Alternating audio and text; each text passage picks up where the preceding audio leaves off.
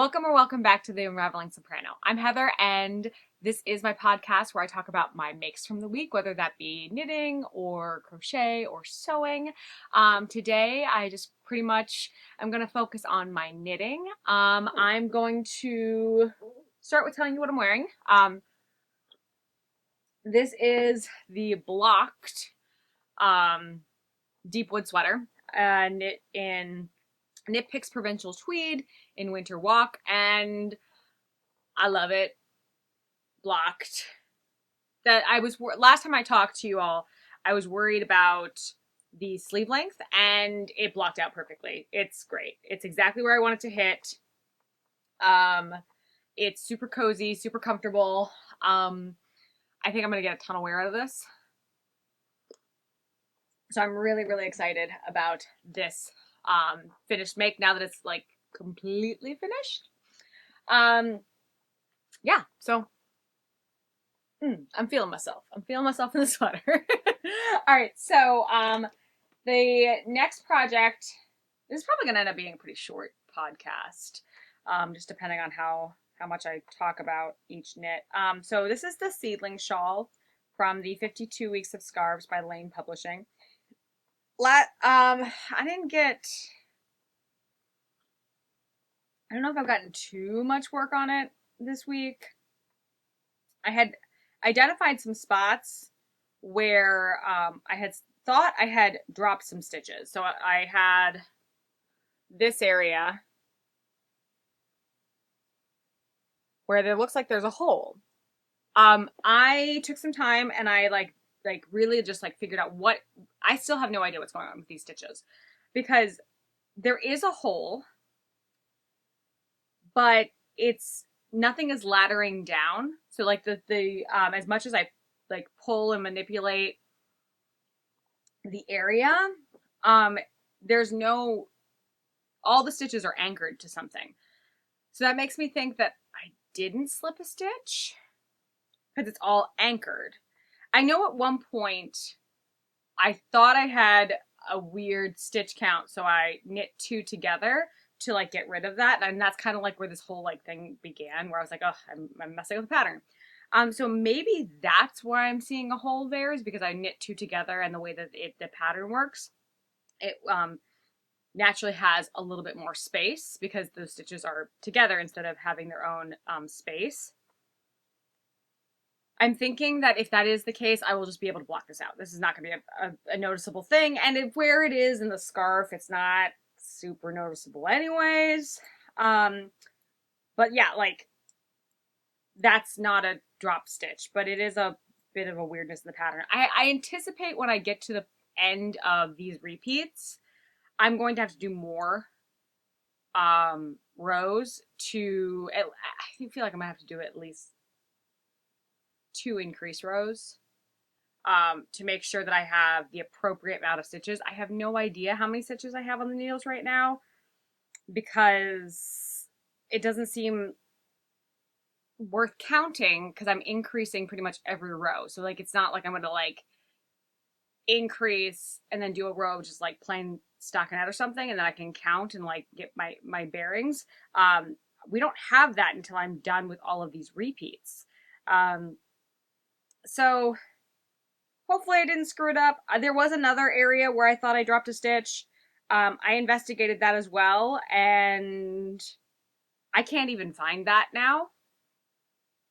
I don't even know where I put that, because I took the stitch markers out. Once I realized that's not actually a thing, I took the stitch markers out. So this is what I have so far.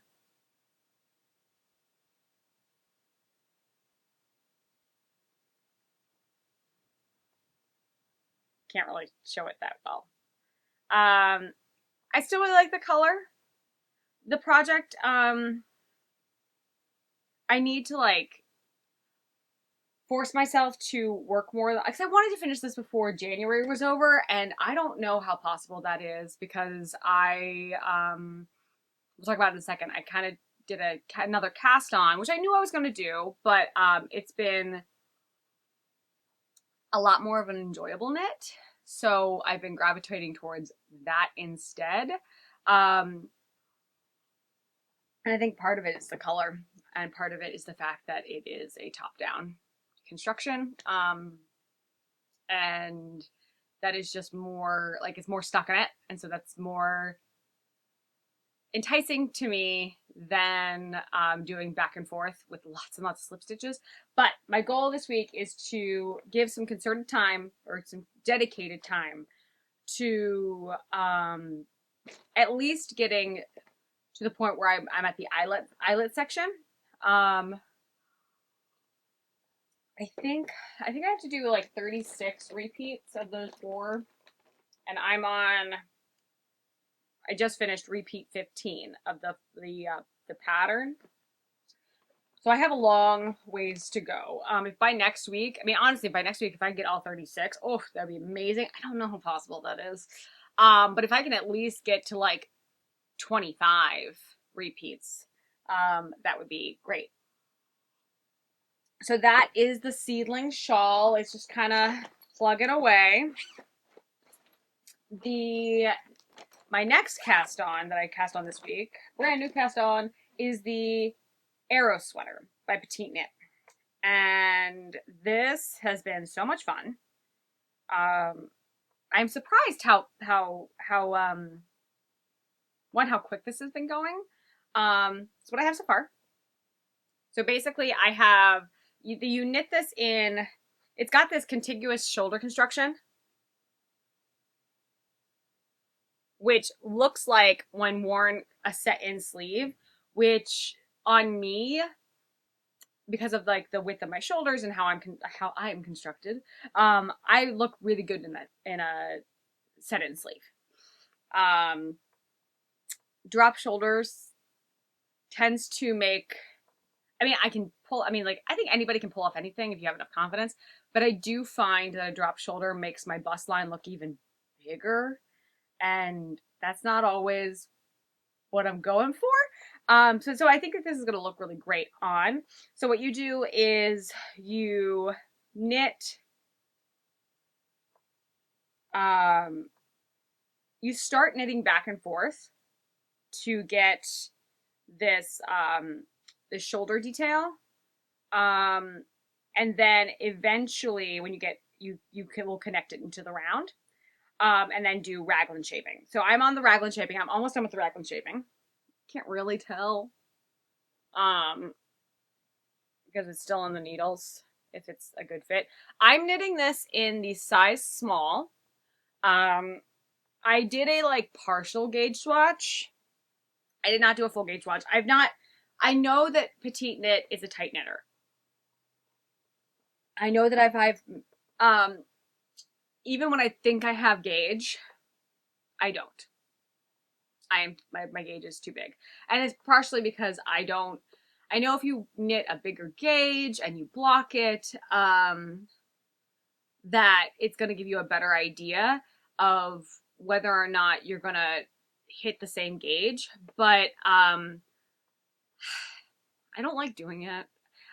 Sometimes I think it's a waste of yarn to do gauge swatches, because like yarn's expensive, and I bought this on a sale and I had to buy more yarn because I've used a ball and a bit for just this much.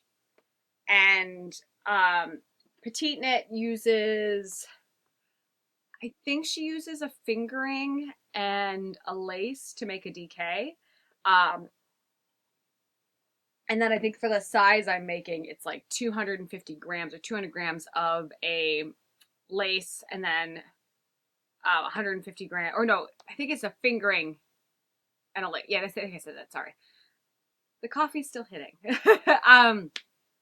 So I think that she's like, has like 200 grams of a fingering and then 125 grams of a lace to make a normal sweater. And then in my head, I was like, okay, well, let's double that.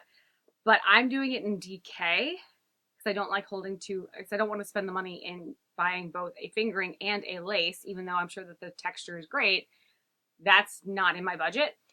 So I bought 600 grams of this DK, and I thought, okay, well, it's alpaca, it's superwash that's going to stretch.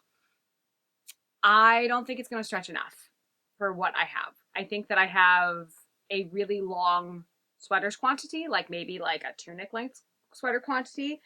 But I don't have a dress quantity right now. So I purchased 4 more balls because it's still on the sale.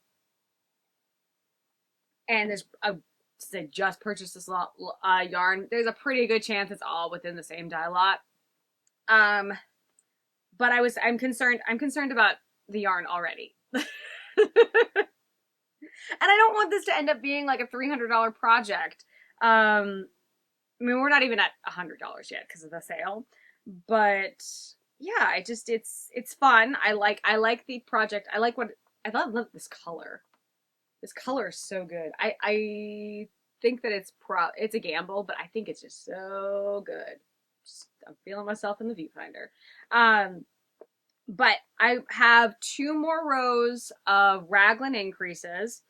I'm a little concerned about weirdness with the raglan increases. I don't know if you can see. Like there's some interesting bunching happening. And I don't know if that's all gonna if that's just gonna be in my armpit, so like it doesn't really matter. But then after I do the raglan increases, I think I split for sleeves. And then it's knitting in the body forever. And then I want to add in some darts for waist shaping. But before I get to that point, I want to put this on some barber cord, have the body hang for a bit, do the collar and do the sleeves before I get to the body, because a couple reasons. One, yarn, because if I get to completely run out of yarn, I don't want to get a dress quantity in length and then have nothing for the collar or the sleeves. And I feel like if I have a dye lot change, and honestly, I'm not even sure if this is a thing with Knit Picks yarn. If it's all, I mean, it's such a process. There may not be any color variation. But if I'm going to have a color variation, I'd rather it be somewhere on the length of the skirt than on the sleeves or on the neckline. And that's just a personal thing. Like it won't bother me as much if it's part of the skirt. And I also think that because it's a tweed, there's so much going on that even if there is a slight color variation, you might not notice it. And possibly I'll be able to maybe alternate skeins. I don't know how you do that. Like, is the whole idea, because I know the people who work with different dye lots or different like they want to get a more uniform look, they will alternate skeins, but I'm actually not quite sure what that means. Does that mean you knit with one skein and then you switch on each row? And if that's the case, I don't think I'm ever going to be that person, because that sounds like a nightmare in yarn management, and that ain't me. So if you know what people mean by alternating skeins, write it below. So, because I've tried looking it up. I could look it up again. I could Google it again. But I think I just need, again, this is one of those things that like, one of those concepts, the more different ways I am introduced to it, the better my understanding. So yeah, so that is where I am with yarn management. As far as the ease of reading the pattern, petite knit patterns are known for being very easy to read. If you are a new knitter, I would suggest, read I'm going to say the thing that I never do. Read the whole pattern. I never do that. I never read the whole pattern. I always just kind of go at it line by line, and then I'm surprised by the finished object. That is one way to do it. It's not the smartest way to do it. I have found a lot of the projects that I get to where I abandon, it's usually because I did not properly read the pattern, and I got to a point where I was like, I don't know how to do that step, and I didn't have the energy to actually figure out how to do that skill. So read your patterns. Don't be like me. But so far so good. This is, and it said, like, I think it on the pattern, the Ravelry page, it said that it was like an advanced um pattern or like an intermediate pattern. I don't think it is. I think it's pretty beginner friendly. I haven't gotten to the sleeves and I haven't picked up the neckline, but I would say that I am on the cusp of, like, I think I am an intermediate knitter, but like I'm at the beginning of intermediate. I would say that I'm not a beginner knitter anymore, because I, like, once I started doing the color work stuff, and I was like, I feel like this ups me to intermediate. Color work can be scary, in my opinion. So yeah, so this is the Aros sweater dress, and oh, the yarn is Knit Picks City Tweed. I feel like this is just kind of turning into like a Knit Picks ad. How much I use their yarn. It's just so convenient, and with the sales, it's just been my go-to. I really want, and I know that, like, Joann's is trying. Like, I see, especially I see Lion Brand, they're trying, but I would just love to see some of these commercial yarns, like the ones that are super super accessible. I just love to see them do better. And maybe I'm just not a patient person, but like, do better quicker, because I feel like the change to more diverse fibers and the change to more ethical practices has been going around for a while, and I'm just now, like, in the past like 2 or 3 years, seeing Lion Brand, and I do love Lion Brand yarn. I use it. I just now seeing like American grown wool and American grown cotton, and just more natural fibers, but also, like, this is a can of worms. No real talk about sustainability or like how you're treating your animals. That's probably, I don't know. It's a hard thing to balance, because you want to do right by these animals, but if you have a limited budget, like, there's only so much you can afford. Because I would love to buy only, if I had like unlimited budget, I'd buy all the indie yarn. And the thing is, it's worth it. Like, I don't think that these people are charging more than they should be charging. Um, but it's just that, like, as a consumer, it's like you feel like you're kind of between a rock and a hard place, trying to make the best decisions you can. It's like with all this stuff. And I guess the decision is just buy less, but yeah, then you have to measure, like, well, yes, buy less, but all right, this is turning into something I don't necessarily want it to turn into. But yeah, so anyway, so that is the Arrow sweater by Petite Knit. We're just kind of plugging along. This week, I'd love to definitely split for sleeves. Maybe start a sleeve or start the neckline. That would be great. Other things I have planned for this week. I am going to, I think this week is going to be the week I do it. You'll see a video coming up where it is me Kool-Aid dyeing my sweater. And any tips anybody can give me on how, I've seen a couple blog posts that I'm going to be referencing a lot, but any tips you have about Kool-Aid dyeing would be so helpful. I am very nervous about this.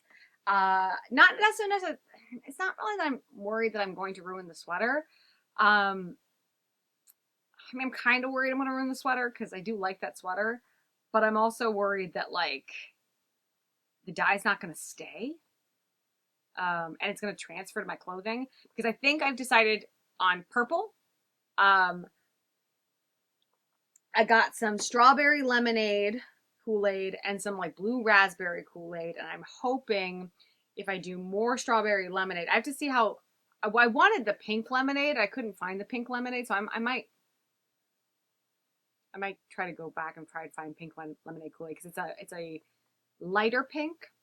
And so if I do a light pink and a blue, my hope is I'm gonna get like a lilac-y purple instead of I was looking at there if you just like kind of Google Kool-Aid dyeing, there's a lot of people who have done like yarn swatches on the different flavors of Kool-Aid, and the grape flavor was a really dusty dark purple, which that I don't think would have, well, one, I don't think it would make the tweed pop that is inherent in the Lime brand yarn.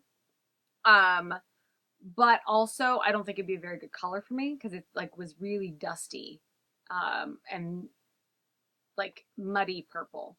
Um, but when you mixed pink Kool-Aid and then one of the lighter blues, it got to be more of a just a lighter purple, which I think would look better on my skin tone. Um, and if it like all like goes to hell, I mean, I can just wear it inside the house as like a fun mistake sweater. The only thing I worry about transfer too, about the dye, because with that sweater I have to wear a mock neck underneath it, and I just bought this ivory colored mock neck to wear underneath it, and I really don't want it to get stained purple. That's actually my fear. It's not ruining the sweater. It's that thinking I have a success and then having weird color transfer and then not being able to get the Kool-Aid out of the mock neck. So yeah, give me your suggestions. How do I prevent this color from bleeding? Do I just like wash it a ton, make sure that the water runs clear? I don't know. But that is where we are. If you enjoy my ramblings, please like and subscribe. And until next time, I hope you have a fantastic week. I hope you have lots of time to do all the crafty things, and happy knitting. Bye.